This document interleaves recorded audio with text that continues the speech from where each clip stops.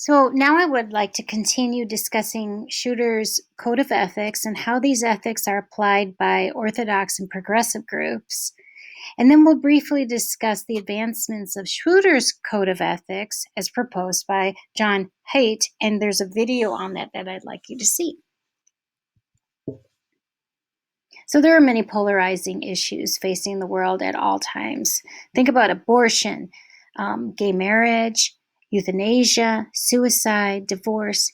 Even where you pee can be a polarizing issue. You know, different types of restrooms, where you go to the restroom, everything. In the United States, some have suggested that even different groups of the same religion may differ in moral reasoning. This can depend on whether they are orthodox or progressive. So, in terms of orthodox, knowledgeable and powerful transcendental authority who has existed since time and immemorial has power. The authority created a moral code that should not change regardless of time or societal changes. This goes along with the ethic of divinity and the ethic of community. In contrast, progressives see transcendental authority as existing, but that humans play an integral role in the formulation of moral ethics. And this is called human agency. Moral codes must change to adapt to the changing societal circumstances. And this has to do more with the ethic of autonomy and the ethic of community. So these two generally religious groups also demonstrate reliable differences in the form of ethics that they abide by when engaging in moral judgments. So there was a study that was conducted with Baptists who were progressive or orthodox. They were asked to respond to political questions about abortion being right or wrong, and then asked to justify their responses. And what was found was that progressive Baptists gave more autonomy-based and community-based justifications. There was an emphasis on the need for individuals to interpret the scriptures and reach a conclusion for themselves to avoid harming others. The Orthodox Baptists gave more divinity-based justifications, revealing obligation to God's commands. The same differences have been found with progressive and Orthodox Hindu Indians in 1998 in a study by Jensen. So Jonathan Haidt, and I've given you a video to look at, has expanded Shooter's 3 ethics into 5 moral foundations. The ethic of autonomy consists of avoiding harm and protecting fairness. The ethic of community consists of loyalty to in-groups and a respect for hierarchy.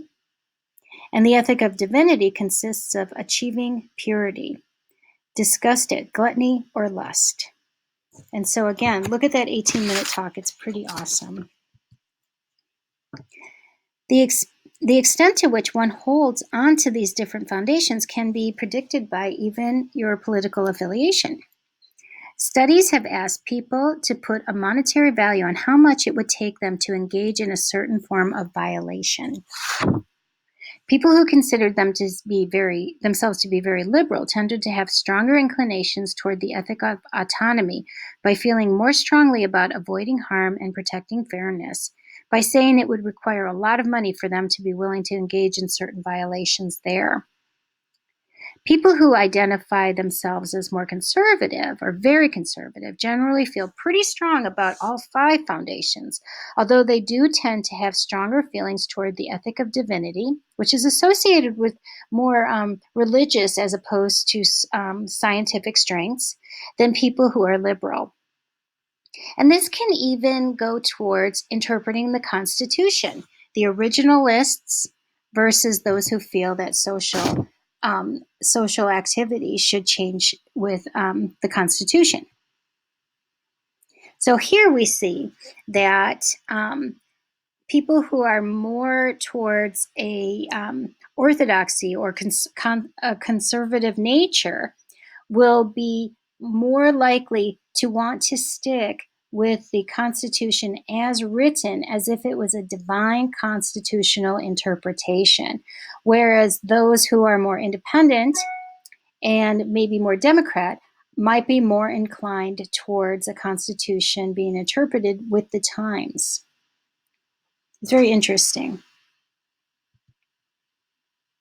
So I'd like to end by just asking, should morality be applied to thoughts and or behaviors? So one thing is to act, another thing is, can you have morality just in terms of what you're thinking? And this can go across different ways of different philosophers and different religions. So according to Freud, the unconscious mind is a cauldron of seething urges. Okay, so Freud thought of the thoughts that had to do with that we have immoral thoughts, and that's just natural to the body. Now, here, in terms of Judaism and Christianity, what do they say? And there is a divide, and it's in terms of whether thoughts constitute a moral domain. Judaism is primarily based in the Hebrew Bible or the Old Testament, as well as the Talmud. The Old Testament, or the Hebrew Bible, has little to say about beliefs. It's mostly about behaviors. 8 of the 10 commandments concern behaviors. In these texts, behavior is more important than thoughts. Judaism assumes that people cannot control their thoughts. It's not something that's controllable. It's not something that's conscious. If Jews feel that thoughts cannot be controlled, then it's harder to moralize them. Jews feel that the thoughts don't necessarily lead to behavior as either. Judaism places emphasis on important practices such as keeping kosher, and one is Jewish by birth. Now, Christian sects, however, differ by drawing upon the New Testament. And the New Testament, or the Christian part of the Bible, explicitly discusses private thoughts as moral domains. In this text, thoughts and behaviors are subject to moral judgments. Christian sects, particularly Protestants, believe that people do have control over their thoughts. Protestants have a stronger belief that thoughts do lead to behavior.